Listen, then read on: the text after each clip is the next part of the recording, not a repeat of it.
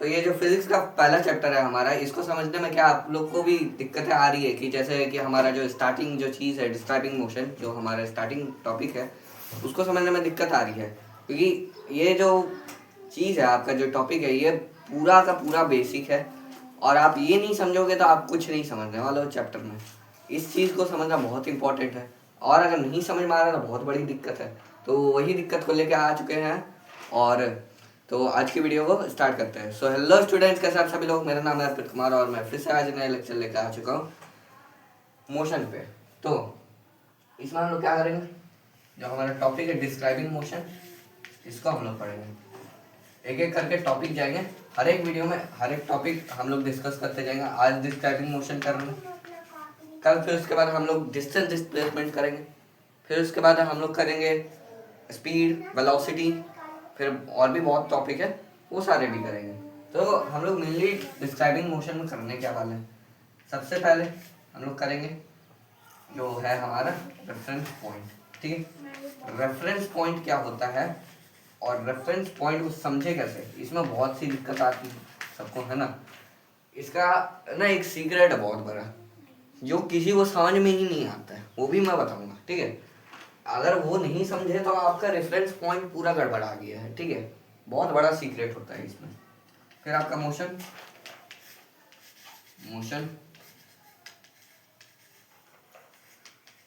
देखो इस टॉपिक पे मैंने पहले भी वीडियो डाला हुआ है, लेकिन ये न्यू वीडियो इसलिए लेकर आ रहा हूँ ना क्योंकि न्यू सेशन चालू हुआ है। और एक तो ये सेशन में मैं चाहता हूँ ना कि जो बच्चे पढ़ के जाएं इसमें, वो एकदम सीक्रेट जो भी है सारे सब्जेक्ट के वो जान के जाए, क्योंकि आगे जाके दिक्कत ना आए।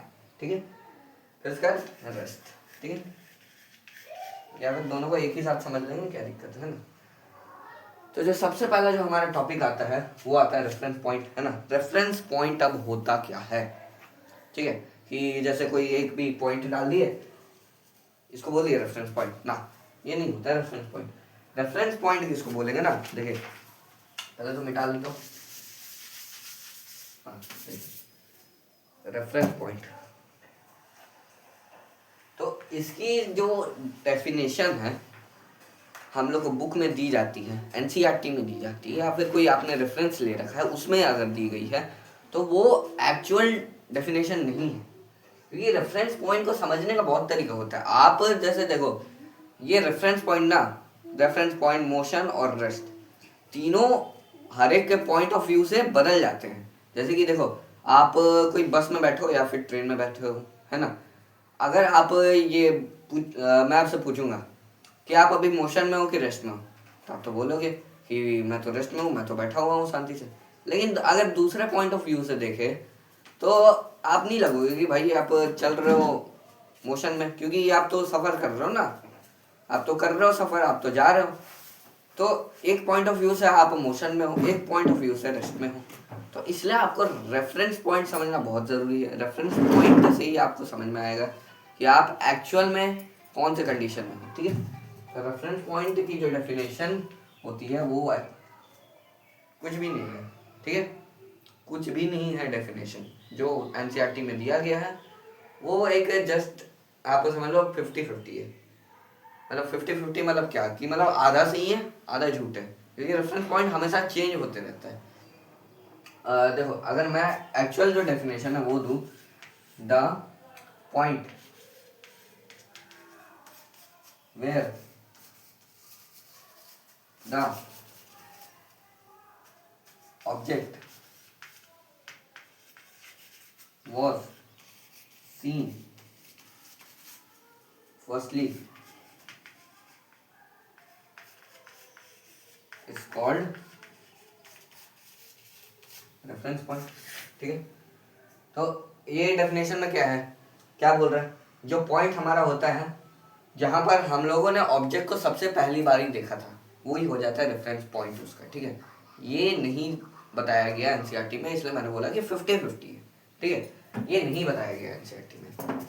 अब देखिए जैसे मैंने कोई दोस्त को जैसे मैं घर में हूँ, है ना, कोई दोस्त को कॉल किया, भाई आजा खेलने, है ना।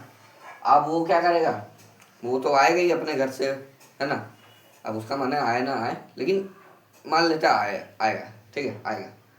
तो आप जैसे देखिए, अब आपने तो उसको देखा तो नहीं ना कि ये उसका रेफरेंस पॉइंट क्या है। जैसा कि आपने बस थिंक किया, आपने बस सोचा है कि रेफरेंस पॉइंट उसका घर है, आपने बस सोचा है, ठीक है ना। तो अगर सोच भी लिया ना तो रेफरेंस पॉइंट बन जाता है, ठीक है। अगर आप सोच भी नहीं सक रहे हो, देख भी नहीं सक रहे हो, देखो रेफरेंस पॉइंट दो फैक्टर पे मैटर करता है। पहले तो थिंकिंग, पहला है थिंकिंग, दूसरा आपका देखना, ठीक है, दूसरा है सीन, ठीक। तो ये दो फैक्टर पे मैटर करता है, ठीक है। तो अब जैसे देखो, आप इस केस में क्या हुआ कि मैंने अपने दोस्त को कॉल किया, भाई आजा खेलने, ठीक। तो इसमें क्या हुआ ना, मैंने तो सोच लिया वो घर में है ना, मैंने सोच लिया घर में।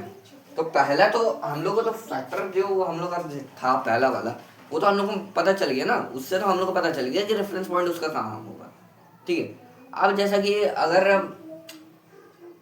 ये जैसा कि बोले मैं बाहर में हूँ, है ना, अगर मैं कॉल करूँ और वो बोले नहीं भाई मैं नहीं आ सकता खेलना, मैं बाहर में हूँ, ठीक है, मैंने कॉल कर दिया।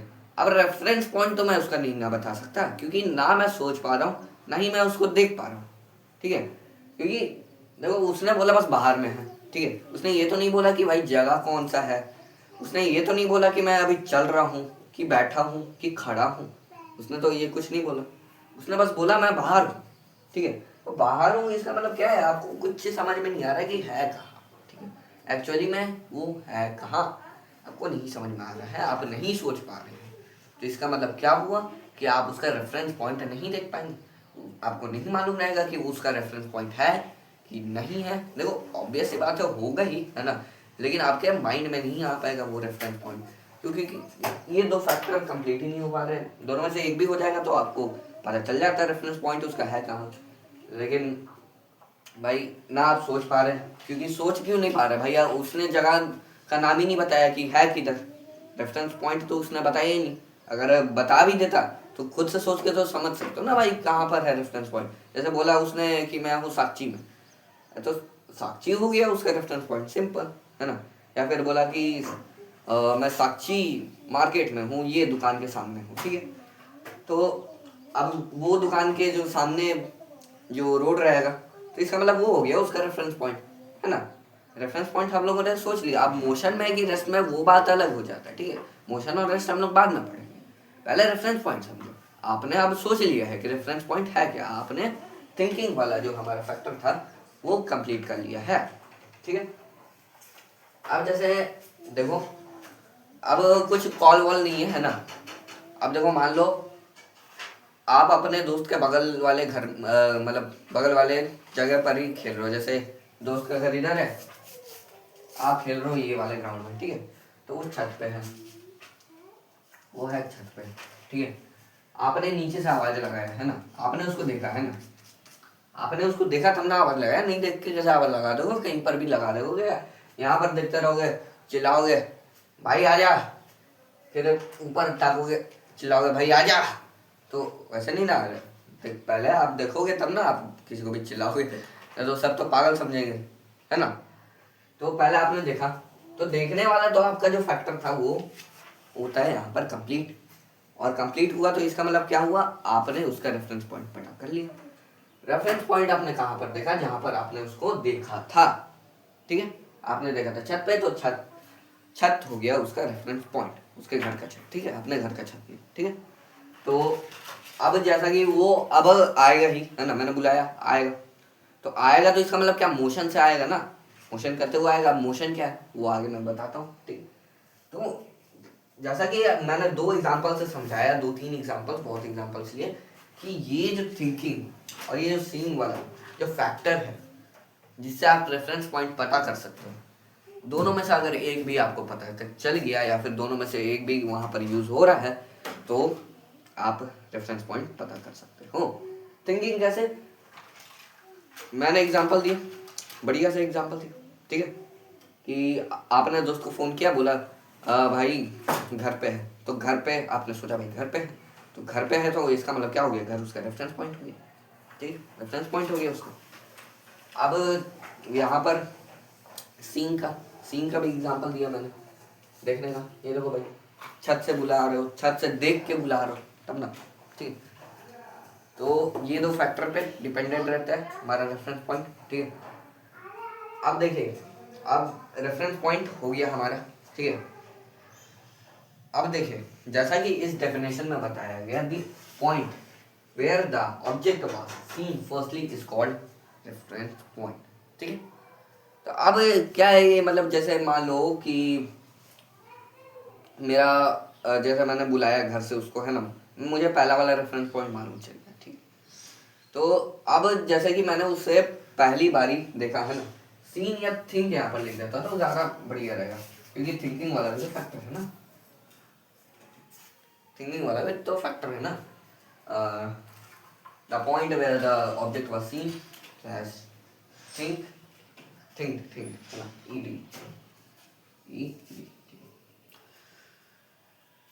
Firstly is called the reference point, ठीक है। तो अब जैसे कि दूसरे बारी मैंने देखा, अब जैसे हम क्रिकेट खेलने के लिए बुला दिए, है ना, तो अब देखिए जैसे कि मेरे पास बैट है, अब मुझे मालूम नहीं था कि वो बॉल लेके आएगा नहीं आएगा, और वो बॉल लेके नहीं आया, मैंने दोबारा घर भेज दिया, जा भाई बॉल लेके आ तू। तो अब क्या हुआ कि आपने तो एक बारी के लिए सोचा भी, एक बारी के लिए देखा भी, है ना, तो दोनों में से उसका रेफरेंस पॉइंट आप कौन सा लोगे। अब तीसरी बारी आएगा तब भी तो आप देख ही लोगे ना, तीसरा बारी आपका पहले तो घर होगा, क्योंकि आपने सोचा कि भैया घर तो जा रहा है। फिर उसके बाद फिर जब चौथा बारी जब आपका रेफरेंस पॉइंट बनेगा तो वो आपका देखने वाला फैक्टर से बनेगा। तो आपका जो इधर स्टोरी है मैं इधर पूरा बना देता हूँ, ठीक है, तभी समझ में आएगा। पहले डेफिनेशन मिटा देते हैं, ठीक है, डेफिनेशन,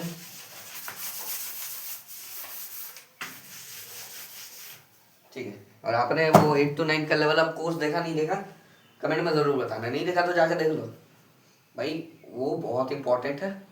और क्या आपको कैसे करना है सारी चीज़ें उसमें बताई गई है, ठीक है, 9th में कैसे करना है। और 9th में अगर ये सारी चीज़ फॉलो करते हो तो आपको कोई नहीं रोक सकता भाई टॉप आने से, ठीक है।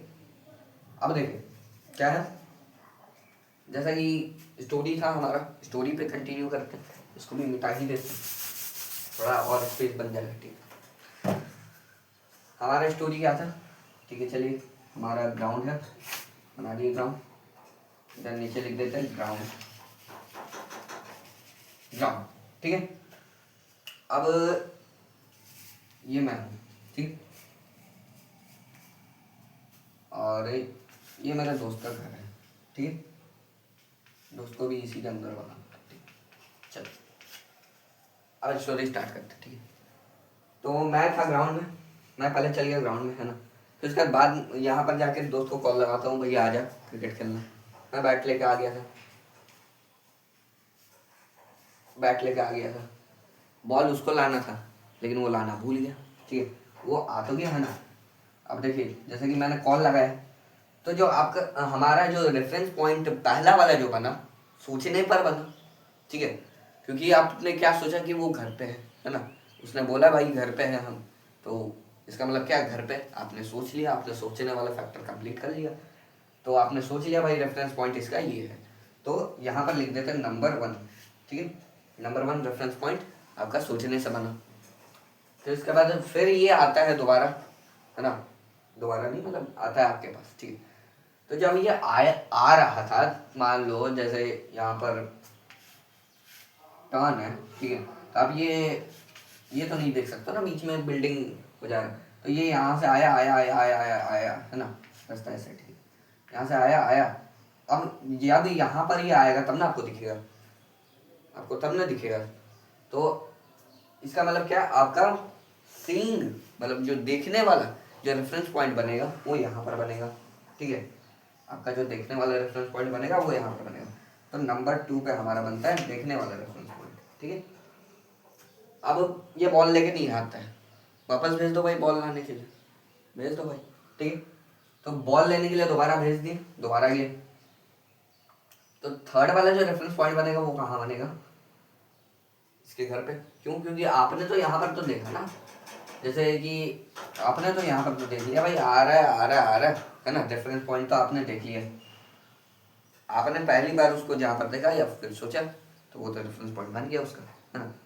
तो यहाँ पर आपने पहली बार ही उसको देखा, बन गया उसका रेफरेंस पॉइंट। अब आ रहा आपने ऐसे ही करके भेज दिया दोबारा, तो रेफरेंस पॉइंट जब आपके सामने आके खड़ा हुआ तब नहीं बना, ठीक है। बहुत कोई बोलेंगे बना, लेकिन मैं बोलूँगा नहीं बना। क्यों? क्योंकि रेफरेंस पॉइंट का मतलब क्या होता है, जहाँ पर ही आपने उसको पहली बार ही देखा था, ठीक है। अब जैसे ये थोड़े ज़्यादा टाइम के लिए अगर रुकता ना, तब ये इसका रेफरेंस पॉइंट मान लेते हैं, ठीक है। अब वो पर्टिकुलर टाइम तो मैं नहीं बता सकता, क्योंकि वो पर्टिकुलर कोई टाइम होता ही नहीं है कि इतने टाइम तक रुकेगा तभी जाके ये रेफरेंस पॉइंट कहलाएगा।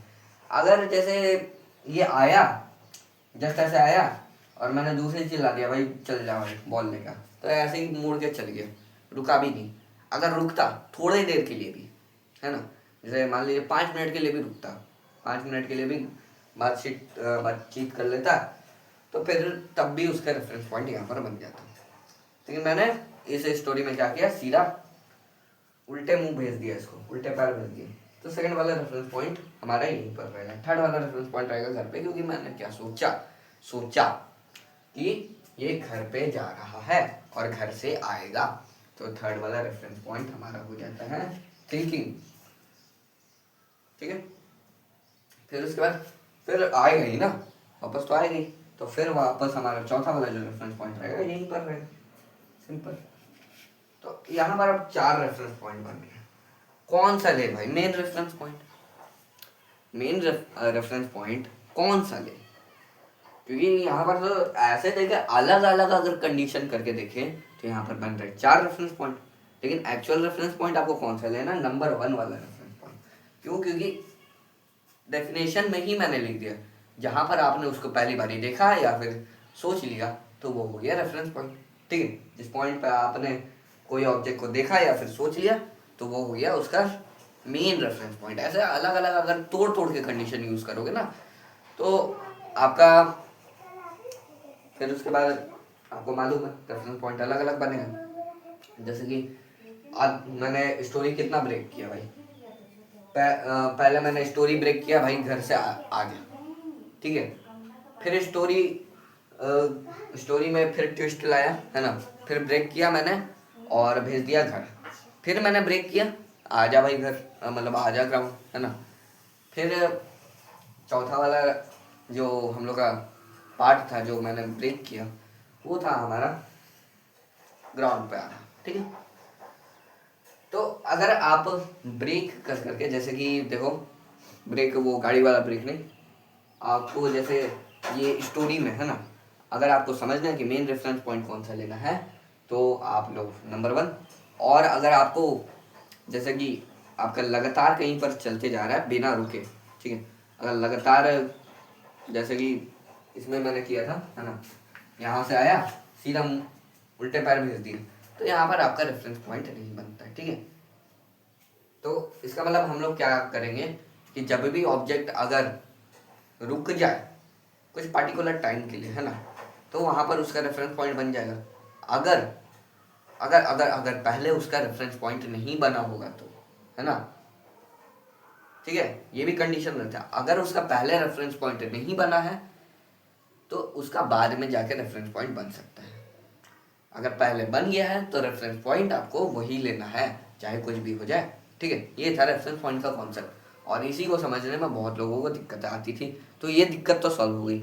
अब बढ़ते हैं मोशन और रेस्ट की तरफ में। वो दो चीज़ें और जो टॉपिक है वो बहुत चिंदी है, ठीक है, बहुत ईजी है, आसानी से हो जाएगा। आपने रेफरेंस पॉइंट का पूरा कॉन्सेप्ट समझ लिया, पूरा आपने इसका सीक्रेट्स ही समझ लिए हैं, तो भाई आपका आराम से होने वाला है मोशन रेस्ट। मैं ना भी पढ़ाऊँ तो भी आप बुक में एक बार ही डेफिनेशन देखोगे ना, आपका हो जाएगा भाई आराम से। लेकिन फिर भी पढ़ाना तो बनता है ना भाई, वीडियो पे आप आए कर ही हो पढ़ने के लिए, तो पढ़ा के भेज दूंगा, ये ऐसा थोड़ा भेज दूंगा बस मैंने एक टॉपिक पढ़ाया जाओ भाई खुद से पढ़ लो, ऐसा नहीं करना, ठीक है। बुलाया हो तो पूरा ही पढ़ाऊंगा। अब भैया अब इन दोनों को भी पढ़ लेते हैं, मोशन और रेस्ट को। पहले रेस्ट पढ़ लेते हैं, ज़्यादा इजी रहेगा, फिर उसके बाद पढ़ लेते हैं मोशन। मोशन हाँ, तो अब देखिए रेस्ट क्या होता है। रेस्ट वो होता है ना, रेस्ट देखिए एक चीज नहीं है, रेस्ट एक कंडीशन है, ठीक है। रेस्ट और मोशन दोनों, कोई भी आप थिंग नहीं लिख सकते हो। आप जब भी डेफिनेशन लिखोगे ना, आप थिंग नहीं लिख सकते हो, क्योंकि ये एक चीज ही नहीं है, ये तो बस एक भावना है, ठीक है। ये तो बस एक सोच है, ठीक है, ये तो बस एक सोच है। तो आप कैसे लिख दोगे भाई थिंग? तो इसमें आप थिंग नहीं लिख सकते हो, ठीक है। इसमें गलती मत कर देना कि थिंग लिखते हैं डेफिनेशन में, ठीक है। ये तो बस एक कंडीशन है, ये तो बस एक भावना है, ठीक है। तो आप देखिए क्या करना, रेस्ट क्या होता है। तो जब भी कोई ऑब्जेक्ट अपने रेफरेंस पॉइंट से कुछ देरी के लिए ना हिले, या फिर ना हिल नहीं रहा है अपने रेफरेंस पॉइंट से, ठीक है। मान लीजिए कुछ देरी छोड़िए, अपने रेफरेंस पॉइंट से हिल नहीं रहा है, क्योंकि कुछ देरी फिर उसके बाद में जाके हिल जाएगा, तो फिर भी तो आप बोलोगे रेस्ट में ही है ना, ऐसा कंफ्यूजन बन जाता है। तो कंफ्यूजन छोड़ो, है ना, कुछ देरी नहीं बोलो, सीधा बोलो कि जब भी कोई ऑब्जेक्ट अपने रेफरेंस पॉइंट से नहीं हिलता है, तो वो उसको हम लोग बोलेंगे रेस्ट। हम लोग बोलेंगे कि वो ऑब्जेक्ट है रेस्ट में, ठीक है, उस कंडीशन को हम लोग रेस्ट बोलेंगे। अब मोशन क्या है, जस्ट उल्टा। जब भी कोई ऑब्जेक्ट अपने रेफरेंस पॉइंट से हिलता है, तो हम लोग उस कंडीशन को बोलते हैं मोशन, और बोलेंगे कि वो ऑब्जेक्ट मोशन में है।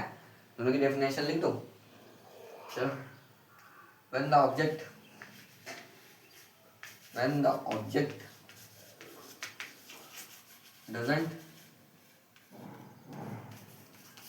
move from its reference point। जब तक मैं डेफिनेशन लिख रहा हूँ तब तक आप सब्सक्राइब करो। क्या कर रहे हो, सब्सक्राइब करो। इतना अच्छा अच्छा कंटेंट लेके आता हो, आप लोग सब्सक्राइब ही नहीं करते हो। बोलो सब्सक्राइब करो, शेयर करो, लाइक करो, और क्या, और क्या चाहिए भाई। 9th क्लास का आपको पूरा मैं ऐसा कोर्स दे रहा हूँ कि आप जो बेसिक जो जड़ होती है, ठीक है, जो कोई भी टॉपिक की जड़ होती है, उसको मैं सीधा आपको पढ़ा रहा हूँ, ठीक है। पहले तो बेसिक पढ़ाता हूँ, फिर उसके बाद पूरे जड़ तक जाता हूँ टॉपिक के।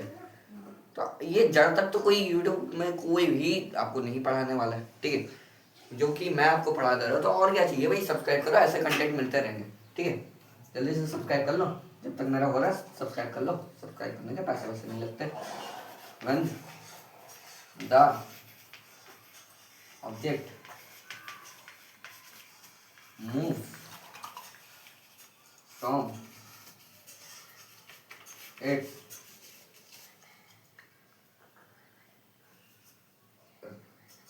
reference point, लिखने का मन नहीं कर रहा था पूरा रेफरेंस, ठीक है, मन नहीं कर रहा था, इसका मतलब ये नहीं कि मतलब पढ़ाने का मन नहीं कर रहा, ठीक है। अब कहाँ यार हटाऊंगा, देखो जगह है, कहाँ हटाऊंगा भाई इतना बड़ा स्पेल, ठीक है।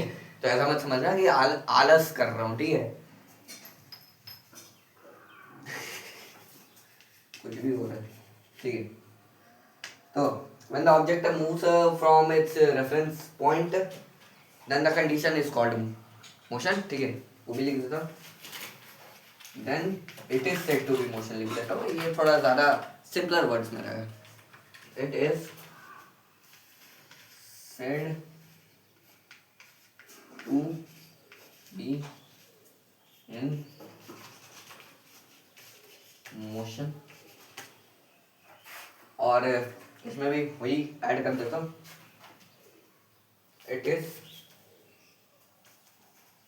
said to be in rest, ठीक है। ये हो गई दोनों की डेफिनेशन, ठीक है।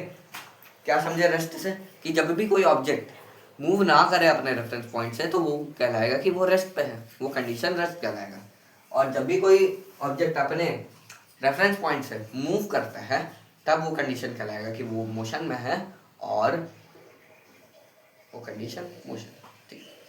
तो देखिए अब हमारा जो डिस्क्राइबिंग मोशन है वो खत्म हो चुका है, अब नेक्स्ट हम लोग आज नहीं करेंगे, कल करेंगे।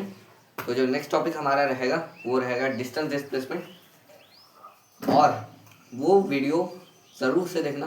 क्यों? क्योंकि अगर आपने ये समझ लिया तो बीच में कहाँ छोड़ के जा रहे हो भाई, पूरे चैप्टर अभी बाकी है। आप लोग एक टॉपिक समझ के बीच में कहाँ छोड़ के चल जाओगे? ठीक है, पूरा चैप्टर तो समझना है ना, बस एक एक करके टॉपिक से समझते रहो।